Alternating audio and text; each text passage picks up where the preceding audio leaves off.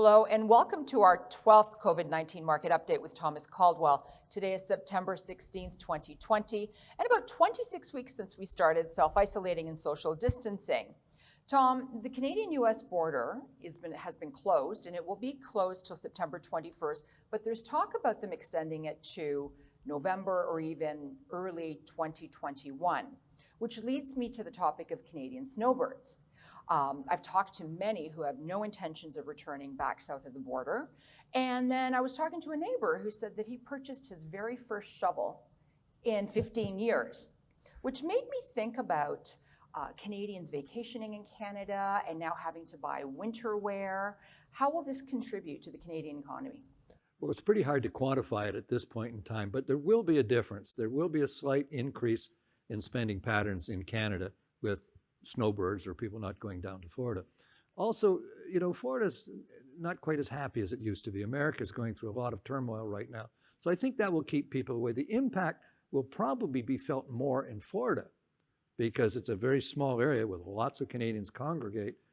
So I think you'll see an economic shift down there, but that doesn't affect us directly. But you will see stay-at-home spending, whether it be in restaurants and going out, and that will change. And that will, I think, be positive for the economy, but it's pretty hard to say how large it would be. So there are no times more uncertain than the present. Let's talk about your favorite, the markets. Well, I was thinking that bull markets climb a wall of fear.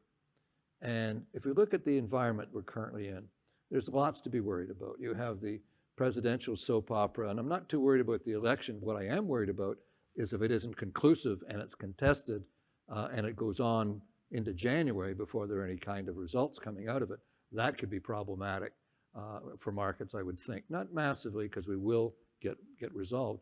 The economy seems to be doing reasonably well. The interesting thing to keep in mind, though, is you got lots of this negativity, this fracturing of the U.S. society. You've got the presidential thing, you've got spending, you've got debts, high unemployment, et cetera. But the markets still continue to move upward. So markets over a period of time, long term, still move on an upward bias because companies are growing, they're building, they're getting larger, economies are growing.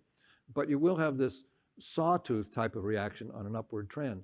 The key is not to get faked out of the market, or even faked in, if you will. But I always keep joking, the best time to plant a tree was 100 years ago. The next best time is now. So I don't worry too much about market timing when I'm looking at good companies or opportunities or areas that are depressed. So I think there's a lot of opportunities out there. There's a lot of money sloshing around.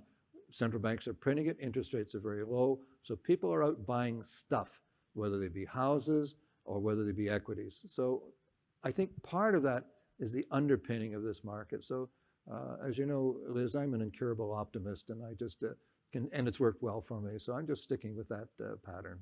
Thanks. Thank you so much for your insights, Tom. Thank you. And thank you all for watching. Stay safe and healthy.